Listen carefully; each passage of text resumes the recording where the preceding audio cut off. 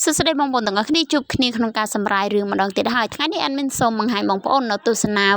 វីដេអូរឿងកូនឆ្កែក្រហមចង់ដឹងថារឿងកូនឆ្កែក្រហមវាល្អមើលឬក៏វាសប្បាយសើចយ៉ាងណាសូមទៅទស្សនាវីដេអូទាំងអស់គ្នាជំនុនដំបូងគឺមានមេឆ្កែមួយដែលបង្កើតកូនបាន4ក្បាលប៉ុន្តែមានមួយក្បាលដែលវាខុសគេហើយពេលនោះក្រុមសន្តិសុខបានមកប្រមូលទាំងមេទាំងកូនចេញទៅប៉ុន្តែដោយកូនឆ្កែក្រហមនោះនៅក្នុងបាវដោយគេពុំឃើញទើបគេមិនបានយកវាទៅហើយកូនឆ្កែក្រហមក៏ព្យាយាមរត់ចេញទៅដែរប៉ុន្តែវាពុំអាចចេញរួចនោះទេចំណែកអេមីលីវិញគឺត្រូវបានមិត្តភ័ក្តិនិយាយមើលងាយនាងដែលនាងបានដើរទៅរៀនពេលនាងត្រឡប់មកផ្ទះនាងនិយាយហេតុការណ៍ទាំងអស់នោះប្រាប់ម្ដាយរបស់នាងមកជាមិនសូវមានការចាប់អារម្មណ៍នឹងសម្ដីរបស់អេមីលីនោះទេនាងបានប្រាប់ទៅអេមីលីថានាងនឹងត្រូវទៅធ្វើការនៅឯទីក្រុងចំនួន2អាទិត្យហើយថ្ងៃបន្ទាប់អេមីលីក៏បានយកកំប៉ុងទៅលក់ដូចសពដងអញ្ចឹងគឺលក់នៅក្នុងហើយយើងនាំគ្នាត្រឡប់មកមើលកូនឆ្កែក្រហមនេះវិញវាក៏បានព្យាយាមលូនចេញមកបានសម្រេចហើយវាក៏បានចេញមកតាមផ្លូវក៏ជួបឧបសគ្គជាច្រើនដែលមានឡានមានម៉ូតូហើយវាក៏បានឈរមើលឃើញនៅចំណីមួយដែលនៅនឹងកន្លែងព្រាបវាក៏បានចូលទៅដណ្ដើមចំណីជាមួយសត្វព្រាបនោះតែម្ដង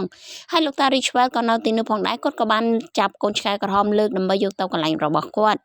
បែរមកអេមីលីវិញនាងពិតជាមានការខឹងសម្បាច់ជាខ្លាំងដោយមិត្តភ័ក្តិរបស់នាងតែងតែប៊ូលីងជារៀងរាល់ថ្ងៃហើយពេលនោះពូរបស់នាងក៏បានមកដល់ផ្ទះម៉ាក់របស់នាងក៏បានរៀបចំដើម្បីចេញទៅធ្វើការខាងក្រៅលុះដល់ថ្ងៃបន្ទាប់អេមីលីក៏បានសុំលោកពូរបស់គេទៅលេងនៅចំការរបស់លោកតា Richwell ហើយភ្លាមនោះលោកតា Richwell ក៏បាននាំអេមីលីឲ្យទៅជួបនឹងកូនឆ្កែក្រហមពេលអេមីលីឃើញកូនឆ្កែក្រហមគេមានការចាប់អារម្មណ៍ជាខ្លាំងចំណែកឯលោកពូ Casey វិញក៏គាត់ពុំយល់ព្រមនោះទេគាត់មិនឲ្យអេមីលីយកកូនឆ្កែក្រហមទៅចិញ្ចឹមឡើយយើងមកមើលនៅសាលាអេមីលីវិញគឺមិត្តភ័ក្តិរបស់នាងតែងតែសើចចំអកឲ្យនាងរាល់ពេលដែលនាងប្រមូលកំប៉ុងអេតចាយប៉ុន្តែក្នុងនោះគឺលើលែងតែអូវ៉ាន់នោះទេដែលបានសរសើរនៅទឹកចិត្តរបស់អេមីលីពេលអេមីលីត្រឡប់មកផ្ទះវិញនាងក៏បានដើរទៅបើកកុំព្យូទ័រដើម្បីសើចមើលអំពីកន្លែងរបស់លោកតា Richwell ប៉ុន្តែពេលនោះកាបូបរបស់នាងគឺវាមានភាពខុសប្រក្រតីពេលនាងបានចូលទៅមើលគឺកូនឆ្កែក្រហមនៅក្នុងកាបូបរបស់នាងរួចជាស្រេចទៅហើយធ្វើឲ្យអេមីលីមានការភ្ញាក់ផ្អើលហើយក៏បានលើកូនឆ្កែនោះសួរហើយនិយាយថាតើឯងមកទីនេះបានដោយរបៀបណាហេតុអ្វីបានចែងនៅក្នុងកាបូបរបស់យើងពេលនោះនាងក៏បានដាក់ឈ្មោះឲ្យកូនឆ្កែនោះថា Clifford ហើយនាងបានលេងជាមួយ Clifford និងមានការស្រឡាញ់ Clifford ជាខ្លាំងបន្ទាប់មក Clifford ក៏បានទៅរកអាហារនៅឯផ្ទះបាយធ្វើឲ្យ Casey មានការខឹងសម្បារជាខ្លាំងបន្ទាប់មក Casey ក៏បានទៅថាឲ្យ Emily រួច Emily ក៏បានសុំអង្វរលោកពូរបស់គេថាសុំឲ្យកូនឆ្កែនៅជាមួយហើយលោកពូក៏បាននិយាយថាគឺគាត់ឲ្យនៅតែមួយយប់នោះទេបន្ទាប់មក Emily ក៏បានមកអោបនៅ Clifford ហើយមើលរឿងបណ្ដានិយាយជាមួយ Clifford បណ្ដាពួកគេគឺនិយាយជាមួយគ្នាពេញមួយយប់តែម្ដងរហូតដល់គេគេងលក់ចំណែកឯលោកតាបានត្រឹមតែឈរមើលពីក្រៅតែប៉ុណ្ណោះលុះដល់ពេលព្រឹកឡើង Emily មិនទាន់ភ្ញាក់ពីគេងនោះទេប៉ុន្តែត្រូវបានកូនឆ្កែរបស់នាងមកដាស់នាងហើយ Emily ក៏គ្រាន់តែឃើញក៏ស្រែកយ៉ាងខ្លាំងដោយកូនឆ្កែរបស់នាងបានក្លាយទៅឆ្កែមួយយ៉ាងធំហើយគេពុំដឹងថាខ្លួនគេបានក្លាយទៅជាឆ្កែយ៉ាងធំនោះទេគេក៏បានរត់លេងដូចពីមុនអញ្ចឹងបន្ទាប់មកគេក៏បានធ្វើឲ្យរបស់របរយ៉ាងរីប៉ាយពេញក្នុងបន្ទប់ Emily ពេលនោះនាងពុំដឹងថាធ្វើដូចម្ដេចទេនាងក៏បានទៅហៅ Casey គាត់ក៏បា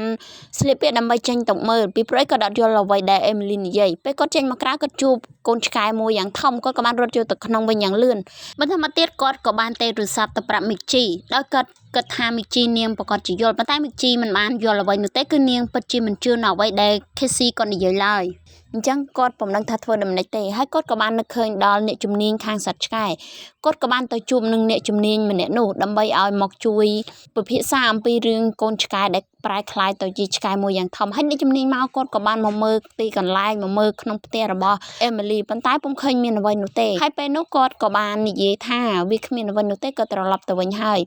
Emily ជាមួយ Casey ក៏បានរនឹកបន្តពេលនោះគេក៏បាននឹកឃើញទៅមន្ទីរពេទ្យពួកគេនឹងសម្រេចយកឆ្កែក្រហមទៅមន្ទីរពេទ្យលុះដល់ព្រឹកបន្ទាប់ពួកគេក៏បានយកឆ្កែក្រហមចេញមកក្រៅដើម្បីដាក់ឡានយកទៅមន្ទីរពេទ្យប៉ុន្តែ Owen គ្រាន់តែឃើញឆ្កែក្រហមភ្លាមធ្វើឲ្យគេភ័យរហូតដល់ដួលក្រោយមកពួកគេក៏បាននាំឆ្កែក្រហមទៅដល់សួនសាធារណៈមួយកន្លែងឆ្កែគ្រាន់តែដាក់ភ្នែកទៅឃើញបាល់នៅទីវាលវាក៏បានរត់ទៅលេងជាមួយបាល់នោះប៉ុន្តែវាពុំដឹងថាមានមនុស្សនៅក្នុងនោះទេវាខំរហូតដល់បាល់នោះធ្លាយតែម្ដងពេលនោះហើយធ្វើឲ្យមនុស្សម្នាជាច្រើនបានផ្អើលមកថតរូបនៅឆ្កែក្រហមគ្រប់គ្នាពេលនោះរូបភាពរបស់ឆ្កែក្រហមត្រូវបានបែកធ្លាយចេញពេញតែទីក្រុងតែម្ដងរហូតធ្លាយដល់ Mr. Sark ដែលជាវិជ្ជបណ្ឌិតខាងស្រាវជ្រាវគាត់គ្រាន់តែឃើញឆ្កែក្រហមនោះភ្លាមគាត់ពិតជាមានអារម្មណ៍ថាពេញចិត្តមែនទែនពីព្រោះវាធំហើយគាត់ក៏ចង់ពិសោធន៍ផងដែរយើងមកមើលឯមន្ទីរពេទ្យសត្វនេះវិញចំពោះ Emily ក៏បានយកឆ្កែក្រហមនោះមកពិនិត្យនៅឯមន្ទីរពេទ្យសត្វប៉ុន្តែពេទ្យ គ្រប់គ្នាគឺមានបញ្ហាបន្តិចបន្តួចដោយសារតែឆ្កែរបស់ Emily វាពិតជាធំខ្លាំងមែនទែនធ្វើឲ្យពួកគេពិបាកក្នុងការដោះស្រាយបញ្ហាឲ្យ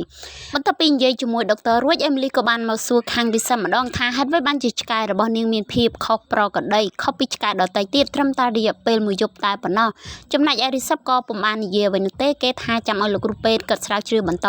ចំណែកឯ Mr. Stark វិញគាត់ក៏បានសើចមើលនៅរូប Emily គាត់ថា Emily គឺជាម្ចាស់ឆ្កែនឹងហើយក៏បានមកផ្ទះរបស់ Emily ដើម្បីសួររកនៅសត្វឆ្កែក្រហមយើងមកមើល Casey ជាមួយនឹង Owen វិញពួកគេទាំងពីរគឺបាននាំ Clifford ដើម្បីចេញទៅខាងក្រៅគឺទៅសាលារៀនដើម្បីជួបនឹង Emily នាងបានទៅសាលារៀនមុនពេលនោះពួកសិស្សសាលាទាំងអស់ដែលជួបនឹង Clifford គេពិតជាមានអារម្មណ៍ថាឆ្កែនេះពិតជាធំខ្លាំងមែនទែនធ្វើឲ្យពួកគេមានអារម្មណ៍ភ័យខ្លាចហើយគ្មាននរណាម្នាក់ហ៊ាន bully Emily តទៅទៀតនោះទេ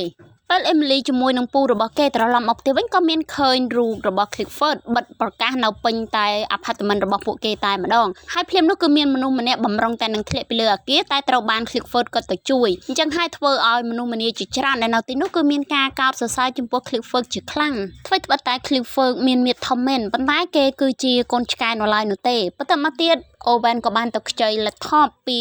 ម្ដាយរបស់គេដើម្បីយកមក search ព័ត៌មានពេលនោះពួកគេក៏បានអង្គុយ search ព័ត៌មានជាមួយគ្នាហើយក៏ឃើញ Mr. Stark ដែលគាត់ចង់បាន Clifford យកទៅពិសោធន៍គាត់ក៏បានមកនិយាយជាមួយនឹង Emily ហើយកូនចៅរបស់គាត់ក៏បំរុងចាប់ Clifford ទៅដែរប៉ុន្តែភ្លាមនោះ Emily ក៏បានប្រាប់ Clifford ឲ្យរត់ហើយពួកគេក៏បានតាមរក Clifford ជាមួយនឹង Emily ជាហូរហែពេល Clifford រត់ចូលឡានហើយអ្នកបើកឡានគឺជា Emily នោះទេគឺពុំមែនជាពូរបស់គាត់ឡើយ Emily គាត់បានបើកឡានជាមួយនឹង Owen តែពីរអ្នកនោះទេគឺពួកគាត់ពិតជាក្មេងៗមែនទែនគាត់អាចបើកឡានគេចពីក្រុមរបស់ Stark បានបន្តមកទៀតពួកគេក៏បាននាំ Clifford ទៅ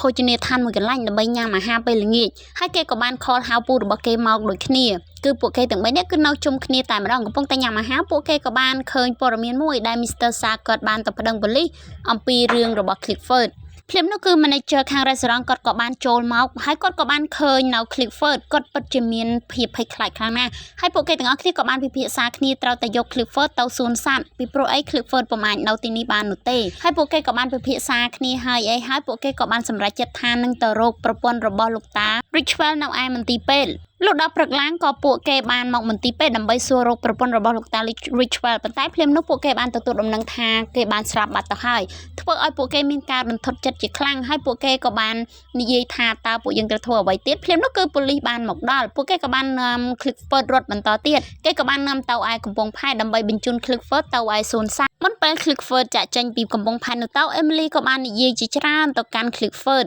ហើយនាងបាននិយាយបណ្ដាយំបណ្ដាពីព្រោះអីនាងពិតជាមានអារម្មណ៍សោកស្ដាយខ្លាំងមែនទែនពីព្រោះវាជាលើកទី1របស់នាងហើយដែលនាងស្រឡាញ់ Clifford ហើយក៏ជាសត្វរបស់នាងផងដែរពេលនោះ Clifford ក៏ត្រូវតែចាក់ចេញ Emily នាងពិតជាមានអារម្មណ៍ថាសោកសៅខ្លាំងមែនទែនហើយនាងក៏ចិត្តមិនដាច់ពី Clifford ដូចគ្នាហើយ Clifford ក៏ចិត្តមិនដាច់ពីនាងផងដែរលុះដល់ថ្ងៃបន្ទាប់ Emily នាងពុំសប្បាយចិត្តនោះទេនាងពិតជាមានអារម្មណ៍ថាសោកសៅខ្លាំងណាស់ហើយពូរបស់នាងក៏បានឲ្យមើលរូបភាពនៅដែលគាត់មានអំពី Clifford បន្ទាប់មក Emily គឺពិតជាសប្បាយចិត្តខ្លាំងមែនទែនចំណែកឯ Owen វិញក៏តែងតែនៅជាមួយ Emily ដូចគ្នាពីព្រោះពួកគេគឺជាមិត្តសម្លាញ់ជាមួយគ្នាហើយ Owen គាត់ក៏តែងតែជួយ Emily គ្រប់បែបយ៉ាងហើយពេលនោះពួកគេក៏បានឃើញព័ត៌មានអំពី Mr. Stark គាត់បានចាប់ Clifford បានហើយពេលនោះពួក Emily គឺពិតជាពុំសប្បាយចិត្តនោះទេពួកគេក៏បានទៅរក Clifford នៅឯកន្លែងដែលពួកគេយកទៅដាក់ហើយលោកសាកវិញគាត់ក៏បានធ្វើសន្និសីទកសែតគឺគាត់ជួលអ្នកកសែតយ៉ាងច្រើនអ្នកដើម្បីមកចុះព័ត៌មានបន្តមកទៀតពួក Emily ជាមួយនឹងពូរបស់គេក៏បានទៅដល់កន្លែងដាក់ Clifford ប៉ុន្តែគេក៏ត្រូវបានជួបសត្វជាច្រើនមុននឹងទៅជួប Clifford គឺមានសត្វពពែសត្វអីជាច្រើនដែលក្រុមគ្រូពេទ្យពិសោធន៍ដែលគាត់យកមកពិសោធន៍ហើយពេលនោះពួកគេក៏បានមកដល់កន្លែងដែល Clifford នៅហើយ Clifford គ្រាន់តែឃើញ Emily គឺពិតជាសប្បាយចិត្តខ្លាំងមែនទែនវាក៏បានលោតចុះមកហើយ Emily ក៏ពិតជាសប្បាយចិត្តខ្លាំងបំផុតដែលបានជួប Clifford តែមកពួកគេទាំងពីរនាក់ក៏បានរត់លេងពេញទីក្រុងតែម្ដងដោយ Emily ជិះពីលើ Clifford ហើយក៏រត់លេងពេញនោះមនុស្សម្នាជាច្រើនក៏បានមើលពួកគេទាំងពីរហើយអ្នកខ្លះទៀតក៏បានមើលតាម TV និងតាមទូរស័ព្ទដៃផងដែរហើយពូរបស់គេក៏បានយកមីក្រូមកនិយាយថា Clifford គឺជាសត្វចិញ្ចឹមរបស់ Emily នោះទេពុំមែនជាសត្វដែលកាចសាហាវឬក៏ជាសត្វដែលមានបញ្ហានោះទេហើយពេលនោះព័ត៌មាននោះក៏បានចុះផ្សាយពេញទីក្រុងតែម្ដងចំណែកឯម៉ាក់របស់ Emily ក៏បានត្រឡប់ទៅកន្លែងដែលអ្នកកសែតគាត់កំពុងតែធ្វើសន្និសីទកសែតដូចគ្នានោះក៏មានឡានប៉ូលីសដេញតាមពីក្រោយ Clifford ជាមួយ Emily ដូចគ្នាពីព្រោះអីពួកគេដេញចាប់តាមបញ្ជារបស់ របស់លោក Mr. Shark Emily ក៏បាននាំ Clifford មកជួបនឹងលោកតា Richwell ដើម្បីសុំឲ្យលោកតា Richwell ជួយនាងជាមួយនឹង Clifford កុំឲ្យពួកគេចាប់ហើយភ្លាមនោះប៉ូលីសក៏បានមកហើយមនុស្សជាច្រើនក៏បានមកចោមរោម Clifford ជាមួយនឹង Emily ដូចគ្នានាងក៏ឈរចាំស្ដាប់លោកតា Richwell និយាយបន្តមកទៀតនាងក៏បានឈរមើលនៅមនុស្សម្នាជាច្រើនរួមទាំងប៉ូលីសដែលគាត់ខាំងអត់ឲ្យនរណាម្នាក់ចូលមកហើយនាងក៏បាននិយាយទៅកាន់អ្នកទាំងអស់គ្នានោះថានាងគឺមានឈ្មោះថា Emily ចំពោះឆ្កែរបស់នាងគឺពុំមានគ្រោះថ្នាក់អ្វីនោះទេហើយវាក៏មិនដែលធ្វើឲ្យនរណាគ្រោះថ្នាក់ឡើយវាគឺជាកូនឆ្កែប៉ុន្តែគ្រាន់តែរូបរាងរបស់វាធំជាងគេជាងឯងតែប៉ុណ្ណោះឯងធ្វើឲ្យអ្នកគ្រប់គ្នាពិតជាមានអារម្មណ៍សប្បាយចិត្តហើយភ្លាមនោះសាគាត់ក៏បានមកគឺគាត់តែម្នាក់គាត់ដែលចង់ឲ្យឆ្កែរបស់ Emily ហ្នឹងទៅកាន់ទីពិសោធន៍របស់គាត់ហើយគាត់ក៏បានឲ្យឧបករណ៍ទៅសន្និសីទដើម្បីពិនិត្យមើលសត្វឆ្កែនោះមានខុសប្រក្រតីឬក៏អត់ប៉ុន្តែភ្លាមនោះគឺពុំមានអ្វីខុសប្រក្រតីនោះទេទៅធ្វើឲ្យសន្និសីទនិងមនុស្សគ្រប់គ្នាដេញ Mr. Shark ចេញពីទីនោះដោយភាពអាម៉ាស់ Mr. Shark គាត់ចេញទៅទាំងកំហឹងគឺពិតជាខឹងខ្លាំងមែនទែនហើយចំណែកឯ Emily ជាមួយនឹងក្រុមគ្រួសាររបស់គេគឺពិតជាសប្បាយរីករាយដោយ Clifford ពុំទៅណាចោលពួកគេទៀតឡើយហើយពួកគេគឺពិតជាសប្បាយធ្វើឲ្យមនុស្សគ្រប់គ្នាក៏មកចោមរោមថតរូបជាមួយពួកគេផងដែរចាវីដេអូរបស់យើងគឺមានតែប៉ុណ្្នឹងជួបគ្នានៅវីដេអូក្រោយទៀតណាអរគុណបាយបាយ